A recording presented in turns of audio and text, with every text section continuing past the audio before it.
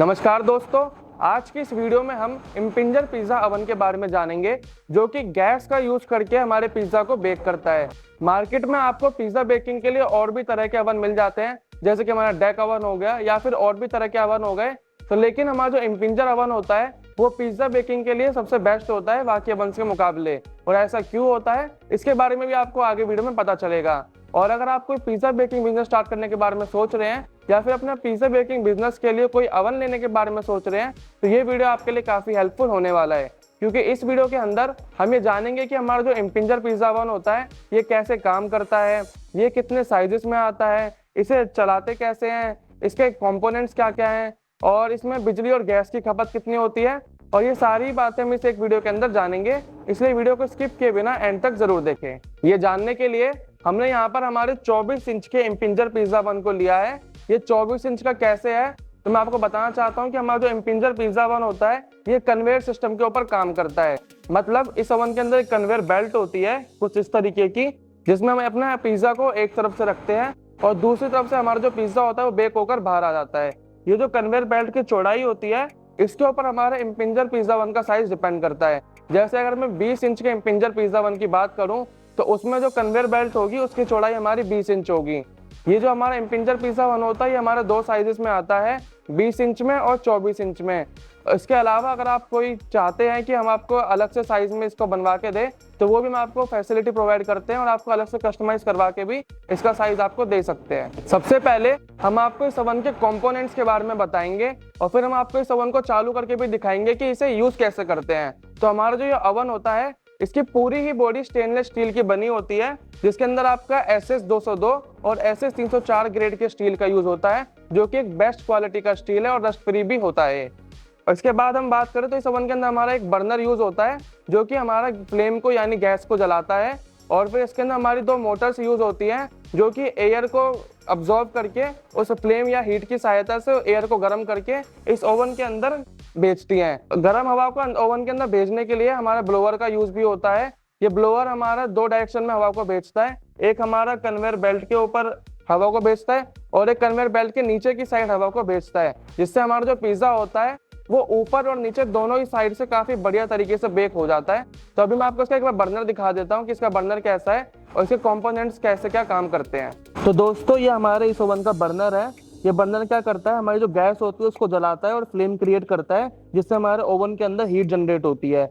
इस बर्नर के अंदर आपको ये इग्निशन देखने को मिल जाता है। ये इग्निशन का काम करता है, ये स्पार्क क्रिएट करता है जिससे हमारी गैस जलती है। इसलिए आपको अलग से कोई भी लाइटर वगैरह का यूज नहीं करना पड़ता गैस को जलाने के लिए। इस टाइप में हमारे इस ओवन के अंदर दो मोटर्स होते हैं।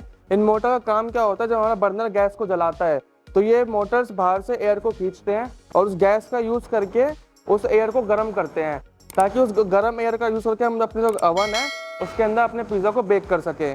तो दो मोटर जब घूमती है तो इसके जस्ट आगे ब्लोअर लगा होता है। ब्लोअर हमारा कुछ इस टाइप में होता है। ये इसमें ना हमारे दो ब्लोअर्स होते हैं। एक जो ब्लोअर होता है वो हमारा ऊपर की साइड गर्म हवा को फेंकता है, जो कि कन्वेयर बेल्ट के ऊपर की साइड हवा फेंकता है, और जो हमारा दूसरा ब्लोअर होता है वो अवन के यानी कन्वेयर बेल्ट के नीचे की साइड को हवा को फेंकता है। इससे फायदा क्या होता है कि हमारा जो पिज्जा होता है वो ऊपर से और नीचे से दोनों ही तरफ से काफी बढ़िया तरीके से और एक समान रूप से बेक होता है। इन ब्लोअर के अंदर कुछ इस टाइप के फैंस लगे होते हैं, ये देख सकते हैं, मैं आपको दिखा देता हूँ पास से एक बार।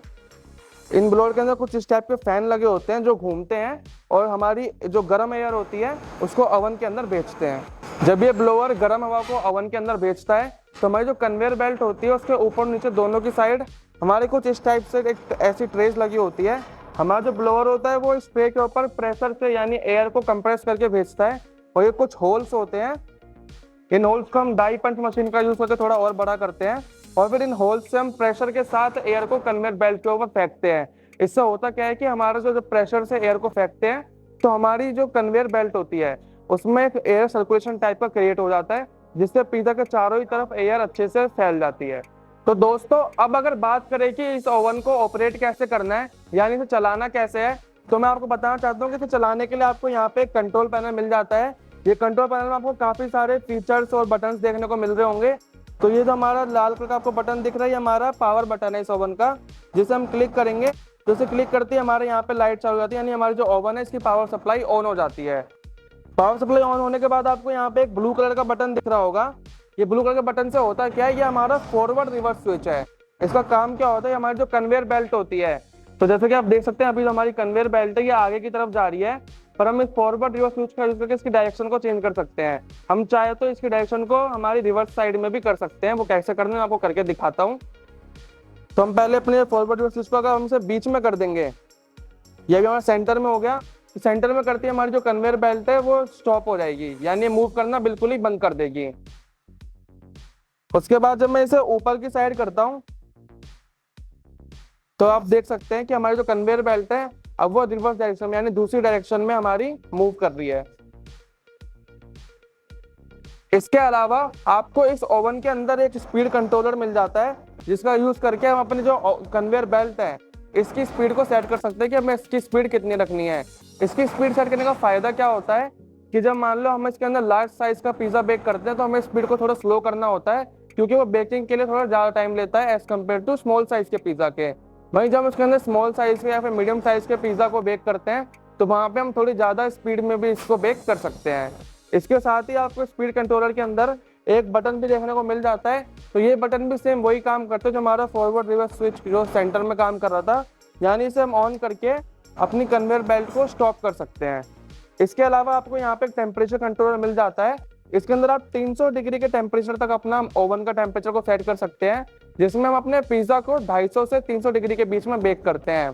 तो जब हमारे पिज्जा की क्या जो टॉपिंग्स होती है वो ज्यादा हैवी टॉपिंग्स होती है या फिर उसका जो डो होता है वो थोड़ा हैवी डो होता है, तो वहाँ पे हम थोड़ा ज्यादा टेम्परेचर पे बेक करते हैं। लेकिन वहीं अगर हम क्या कहते हैं जो हाफ बेक पिज्जा बेस आते हैं मार्केट में, या उनका यूज करते हैं अपने पिज्जा के अंदर, तो क्योंकि वो पहले से ही हाफ बेक हो रखे होते हैं तो उन्हें हम कम टेम्परेचर के ऊपर बेक करते हैं इस इम्पिंजर पिज्जा ओवन के अंदर। इसके अंदर टेम्परेचर को सेट करने के लिए आपको यहाँ पे 4 बटन देखने को मिल जाते हैं। मैं और आपको पास से दिखा देता हूँ।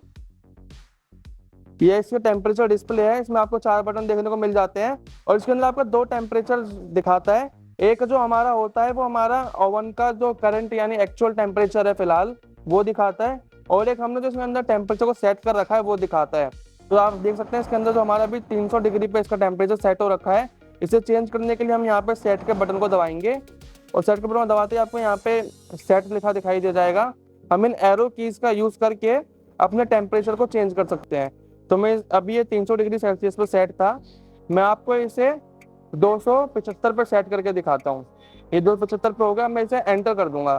तो एंटर करते ही हमारा जो टेम्परेचर है वो 275 पर सेट हो जाएगा और फिर इसके अंदर जो हमारा टेम्परेचर है ओवन का वो 275 तक पहुंचना चालू हो जाएगा। तो दोस्तों इस ओवन के अंदर आपको बर्नर के लिए भी एक कंट्रोलर मिल जाता है जो कि हमारा सीक्वेंस गैस कंट्रोलर होता है। तो अभी मैं आपको इस कंट्रोलर को चालू करके दिखाता हूँ कि इस कंट्रोलर को आपको कैसे यूज करना है। तो जैसे हम अपने ओवन की पावर सप्लाई को ऑन करते हैं वैसे आपको इसके पावर में लाइट देखने को मिलेगी। पावर में लाइट आने के बाद आपके इग्निशन में लाइट आएगी। इग्निशन के बाद आपका सोलिड हेड बॉल ऑन होगा और उसके बाद आपका फ्लेम आएगा। अगर किसी भी रीजन से आपका जो है सब गैस की सप्लाई रुक जाती है फिर रेगुलेटर वगैरह ऑफ होता है तो आपका फ्लेम के बदले यहाँ पे अलार्म में लाइट आ जाती है। इसका मतलब है कि हमारा जो सोलिड हेड बॉल है उसमें आपको गैस की सप्लाई नहीं आ रही है। तो क्योंकि अभी हमने रेगुलेटर से गैस को ऑफ कर रखा है इसलिए यहाँ पे अलार्म आ गया।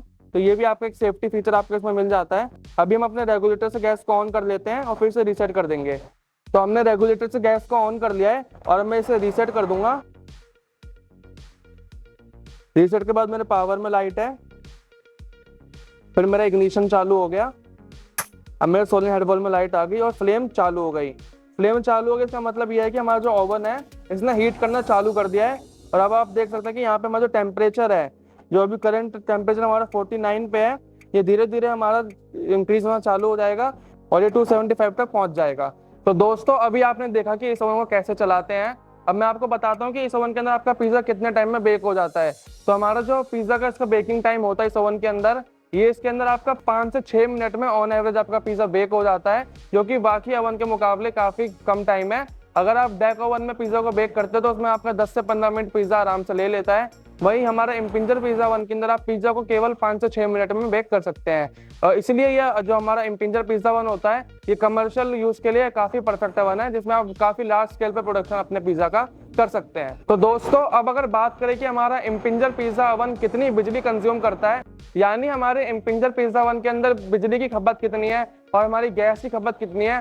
हमारा जो 20 इंच का इम्पिंजर पिज्जा ओवन होता है ये आपकी केवल 500 वाट इलेक्ट्रिसिटी प्रति घंटा कंज्यूम करता है और 24 इंच का इम्पिंजर पिज्जा ओवन आपकी 800 वाट एनर्जी कंज्यूम करता है 1 घंटे के अंदर।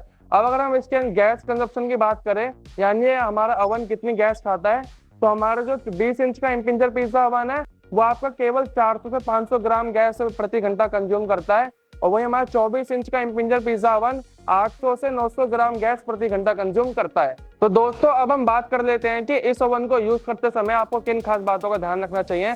मतलब अगर आप इस ओवन को लेते हैं तो ऐसी कौन सी जरूरी बातें हैं जिनका आपको ध्यान रखना पड़ेगा। तो पहली बात तो यह है कि हमारा जो ओवन होता है इसके यहाँ पे जो मोटर वाला एरिया होता है इसको थोड़ा वेंटिलेशन चाहिए होता है अपने एयर को पास कराने के लिए। तो आप जब भी इस ओवन को अपनी बेकरी या फिर कैफे के अंदर प्लेस करते हैं तो आप इसे कोशिश करिए कि इसका जो मोटर वाला एरिया है इसे दीवार से थोड़ी दूरी पर प्लेस करें, वरना आपका जो ओवन है इसके अंदर हीट की दिक्कत हो सकती है। उसके अलावा जब आप इसे क्लीन करते हैं तो क्लीनिंग के टाइम पे आपको इसके अंदर फूड ग्रेड के जो डिटर्जेंट्स वगैरह होते हैं या फिर जो फूड ग्रेड के क्लीनर्स होते हैं खाली उन्हीं का यूज करना है। आपको किसी भी तरह के हार्मफुल डिटर्जेंट या फिर हार्मफुल क्लीनर का यूज इसके अंदर नहीं करना है। इससे आपकी जो ओवन की बॉडी है वो जल्दी से खराब हो सकती है, तो आपको इस बात का खास ध्यान रखना है। तो दोस्तों ये थी हमारी इम्पिंजर पिज्जा ओवन की पूरी टेक्निकल जानकारी।